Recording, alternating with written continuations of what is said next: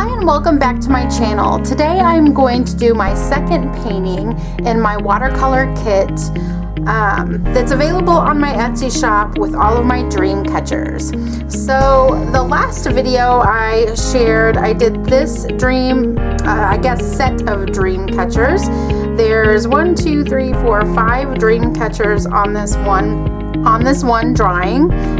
And available in the kit are 5 different Dreamcatcher drawings from my Inktober challenge that I do in October. Every kit comes with these 5 drawings and then a practice sheet and a watercolor dots page. Now I already used this for the first one. I'm going to go ahead and use it for the second one. So the one I'm going to work on today is this one here. It has a triangle base for the Dreamcatcher, and then some pretty florals and some ribbon going down. So we're going to work on that today. Each kit also comes with a water brush. If you're not familiar, you fill the water brush with water and a little squeeze will bring some water out on the end. I do advise you to have some paper towel on hand, because in order to clean your brush, you will squeeze the water out, run it back and forth in order to get that color, whatever color you have, will come clean from your brush. Okay, so before we get started, I am going to tape this down. Each one of these does come with instructions on the back, and I'm not sure if I had mentioned that in my previous video, but I wanted to make sure that I said something this time. It just basically has like a step 1 through 5 basic instructions and supplies that you're going to need. It does have a paintbrush on here if you want other paintbrushes, but it does come with this water brush. And then of course water. You can have water available in another little jar. And then washi tape. I always have washi tape on hand, but use that to tape down your project. And then, like I said, paper towel is helpful. So this step 1 is to tape down your 5x7 watercolor onto a tabletop with washi or painter's tape. This will prevent buckling, and what buckling is when you have water on your paper and it basically kind of warps it in a way, and by taping it down you're going to have less of that and it will remain flat when you are finished. So I'm going to go ahead and do that now.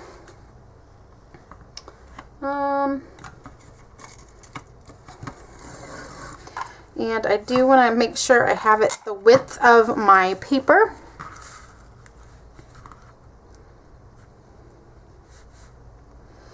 And I'm not going to be bringing any of the paint out to the edge, but if you decided that you did want to add some paint to the background, then you're going to want to make sure that you have a nice border all the way around your watercolor paper.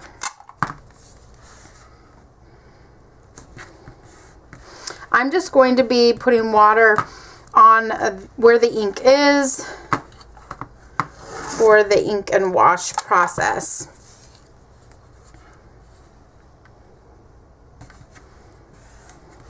And this tutorial is for you to follow along. So if you want to paint with me, you certainly can. But you can use whatever colors that you want. You don't have to necessarily use the colors that I have decided to use in the different florals and things like that. So when you flip the instructions over, you do have all of your dots, and you're going to want to activate them with some water. You can either do that by squeezing your paintbrush and adding some water there, or I highly recommend an eyedropper. So you're just going to want to make sure that you've got some water on hand and an eyedropper. I get these at Hobby Lobby or Michael's. They're really easy to find. I'm sure you can find some on Amazon as well. But I just put a drop of water on each of these so that it will activate the watercolor. Okay, really simple. Put a little bit more on that. And then you can set this water aside because you can definitely still use it for your painting. But as we move forward, I do have the water inside of my water brush as well. Okay, so I am going to give that a little squeeze so that some of that water comes out, and then I'm going to start applying the color. Now, like I said, this is, you can change up the colors. You don't have to do yellow where I put yellow, purple where I put purple, and that kind of thing. But this is just kind of a guide to give you an idea of what you can do. So what I'm going to do with these twigs in the background, you can see two of them, and I know a lot of people are quick to go to the brown. We have a brown hazelnut right here, but I'm going to actually start with the lunar and change it up a little bit and put this lunar color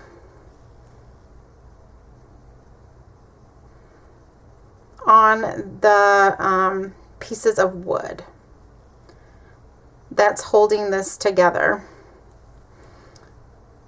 And that's what's fun about this ink and wash. You can really make it your own. You can do whatever color that you would like.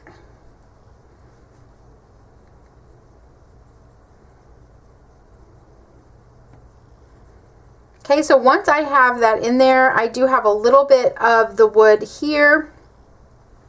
But other than that, that is all the wood. This has ribbon covering it, and then of course we can see some florals. So we don't have a lot of that wood showing there. Now I'm going to go in with my hazelnut, and I'm just going to add a little bit here and there, giving it some darker pieces. So this piece of wood is going under the other piece of wood, so I'm just going to make that a little bit darker.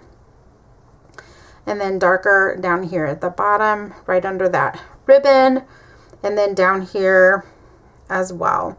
So that way it's giving it a little bit of dimension. So let me go ahead and zoom in so that you can see the piece a little bit better. And you can always go back in if you don't feel like it's enough dimension, just to kind of make that pop even more.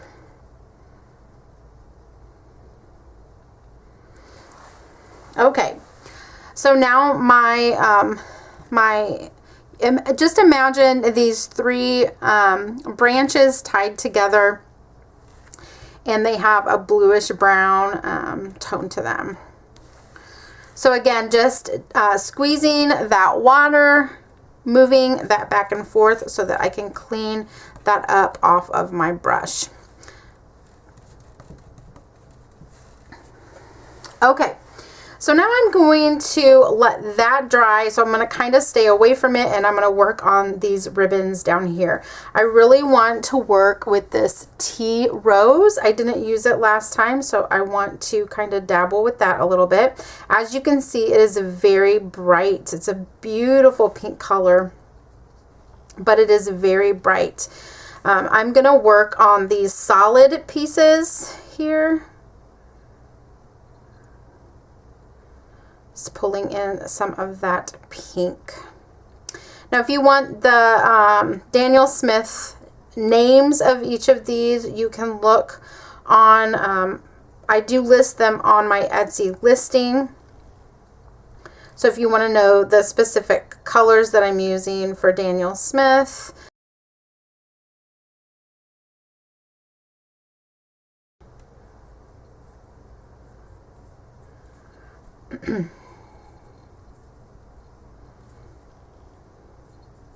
and so here, you know, just follow along each of the ribbons, and it's just kind of like you're filling in with the color as you kind of move downward. Okay, and I'm going to do those two, and then I'm going to do one over here. I don't want it to be every other, so I'm going to try to mix it up just a tad bit. Let's see, and I think I want to do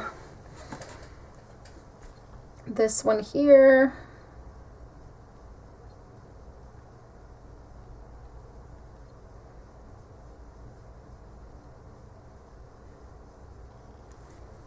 And it kind of twists around and goes back up.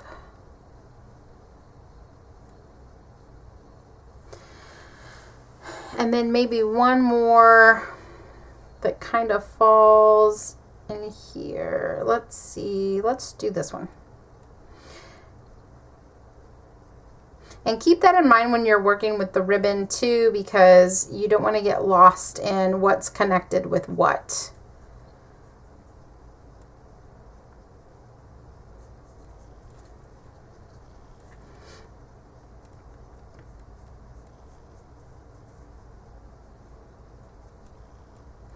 Because that can definitely happen, especially with these ribbons. Okay. All right, so now I have that that tea rose color. I'm going to go ahead and get that wiped off there. And I'm going to pull in some of the sugarberry. Okay, love this sugarberry color. I'm going to do, I think the stripes. Now, of course, with the stripes, you could put, you know, one color in each of these. And just like I was doing here, a color within those stripes so that the ribbons look like they are striped with, you know, a couple of different colors or something like that. Definitely play with it and, you know, kind of do what you want to do, but you can definitely work with those stripes to your advantage to make it look like it's a couple of different colors. I'm not being as precise with that, but that's just by choice. You can definitely do that if you want.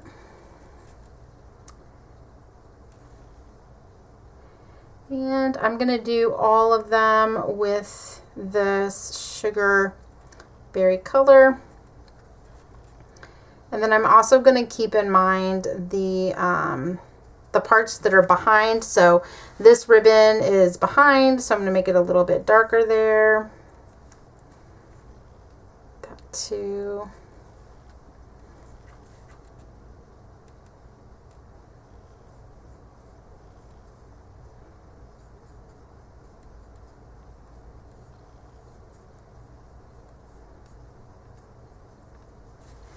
Okay, so then I have my stripes, and then I think I'm going to go in with some of the green, but I really like this willow color here. So I'm going to come over here to the willow and put in a little bit of that.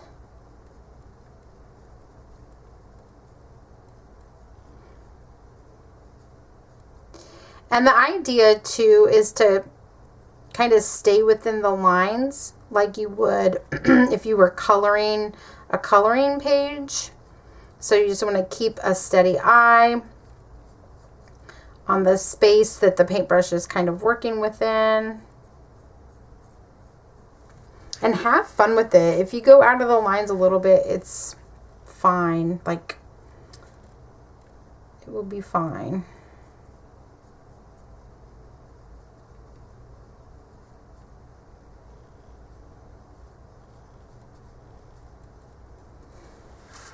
Ooh, let's go ahead and add some of it. See how it's dark there? Let's do the same over here. Make that darker. Okay, good. So I have two ribbons that are green. And then I think I'm going to use this same green ribbon up here at the top, like it's being used to also hang the Dreamcatcher. And get a little bit more. I'm just going to make it a little bit darker here and there. Okay, good deal. So I had talked about this before, kind of working in sets of 3. So I have these 3 green pieces kind of balancing off each other. Okay, go ahead and rinse my brush. All right, So next I want to pull in some of the orange, and I'm going to go straight into this flower here in the middle with the Foxgrove.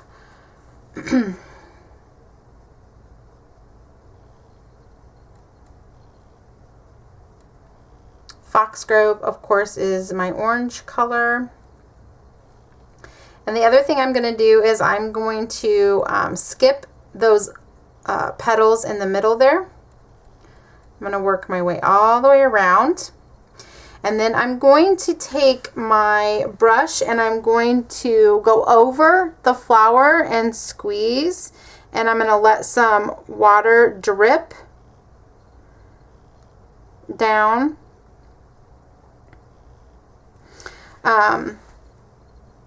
To give it this natural flow here with the paint. And then I'm going to go over it and dab it. All right, so now I've got this orange, but it's not as bright and vibrant, but I have removed some of the paint off of it. Now I'm going to go back in.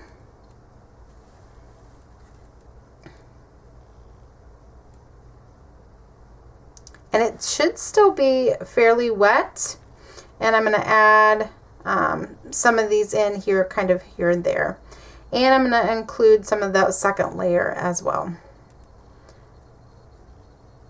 So what this is going to do is just create some variation within my flower so that it's not necessarily like all the same.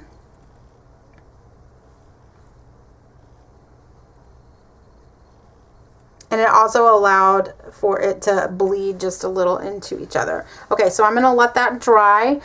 So as you can see, it's got some white pieces and some orange pieces, and they're of varying tones. So it's not like all the same.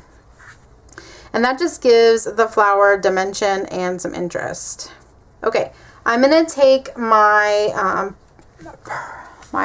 sprightly color here. And I'm going to go into the flower next to it. And I'm going to take a similar approach.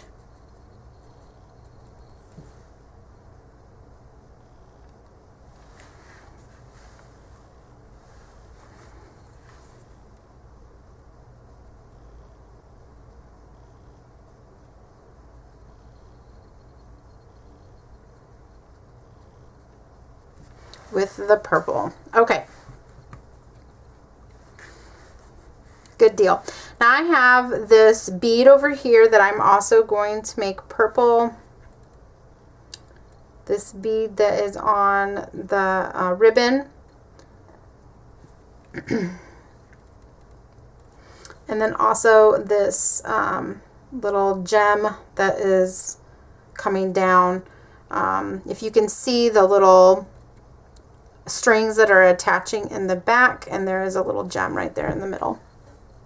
Okay, all right. I also want to make these purple as well, almost like they are lavender. So I'm going to go in with those, and I'm just going to dab in each of those little petals all the way out. You can fill them in completely, but I tend not to because I feel like a little bit of the white kind of gives it like a reflection, like it's reflecting off of the light. So there's that one. And then these bigger leaves, I'm going to go in with the clover. So the clover is right here. And as you can see, now that it has dried from doing the previous, you can see there is a little bit of yellow in that.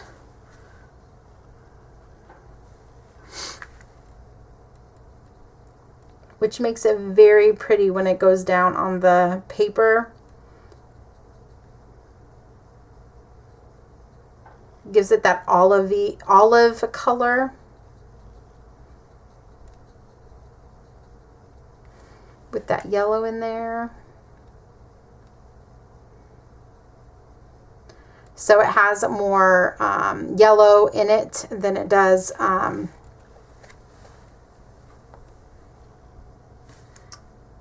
blue. Okay, and I think I'm gonna come to these the same Clover color, but I'm not gonna go back and dip it. I'm just gonna use what I have on here.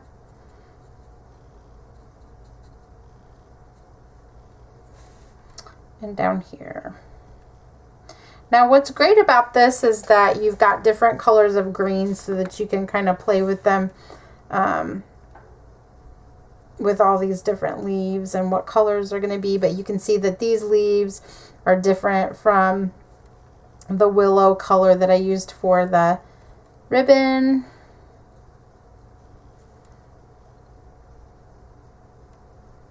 And then let's see what sweet pea. I'll use sweet pea on this. And it doesn't seem like sweet pea and the clover are very different. So I think what I'm going to do is add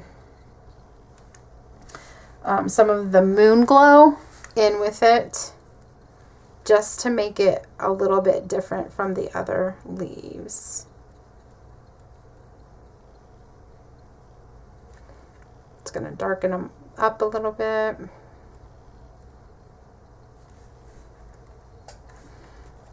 Okay.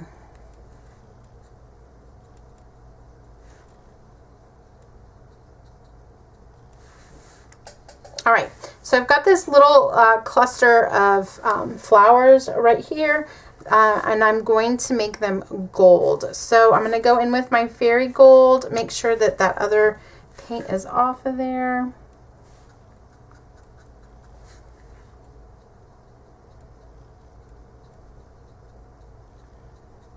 And dab that gold on there. Get a little bit of it off.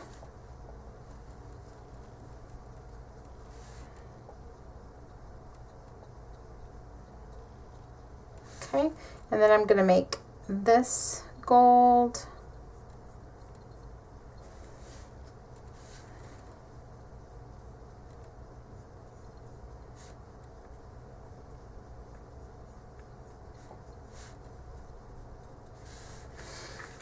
This one goes over here. Okay, just so I have a few ribbons that are gold, and it has that nice yellow color to it. And then if you, it will shimmer, of course.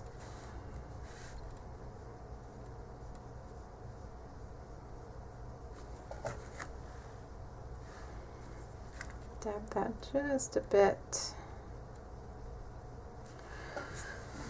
Okay, and then these leaves back here, same thing. I'm gonna make them gold.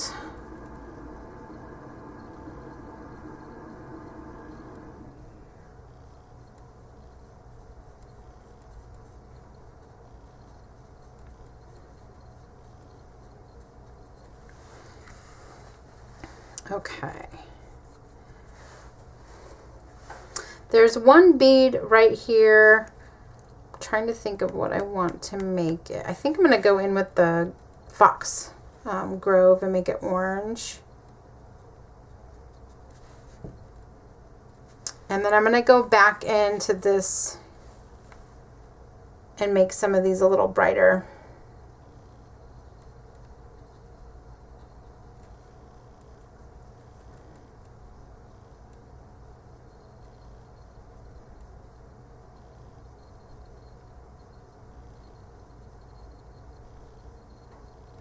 So really make that flower pop.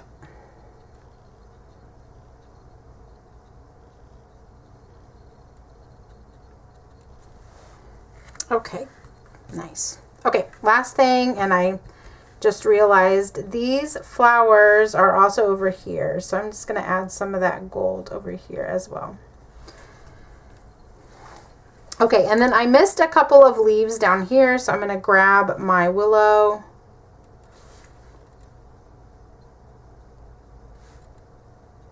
And then I'm going to take that same willow up here and just add a little bit to these leaves.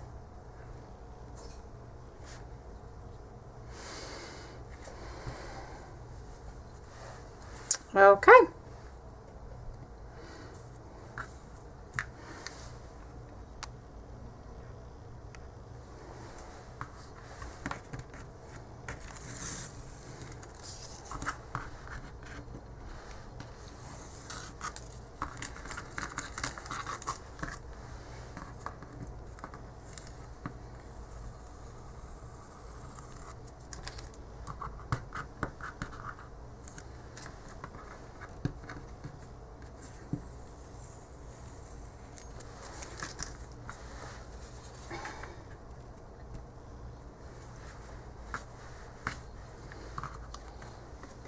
All right, so there it is. You can see the gold shimmering those leaves and in there as well.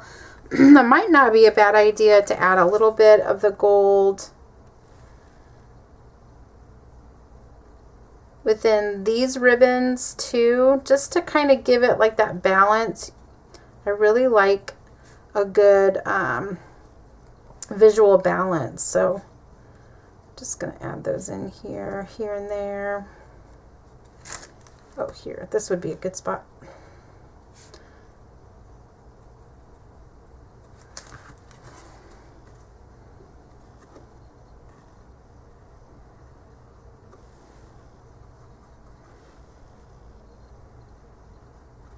There we go. Give it a little bit of shimmer with those. All right, so now I've got 2 of them done in the set of 5. This is what I do every time. I like overanalyze and try to figure out, but I think I'm gonna add some of this tea rose up here.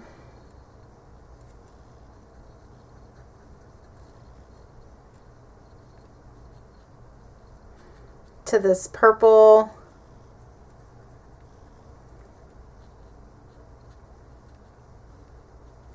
Just so that kind of balances out a little bit. Okay. All right, there we go. So now I have 2 of these done in the set of 5, and come back again so that you guys can see the other ones as I continue to move through this series of working with the watercolor kits that I have available in my Etsy shop. And I would love for you to continue to follow along. It's fun to do a paint with me when I have something up in my shop and it's something that you have purchased and you just want to kind of have a tutorial that you can follow along with. Of course, yours could turn out totally different from mine, and that is okay, but it is just fun to have you join me as we paint along with the watercolor kits. Until next time, bye!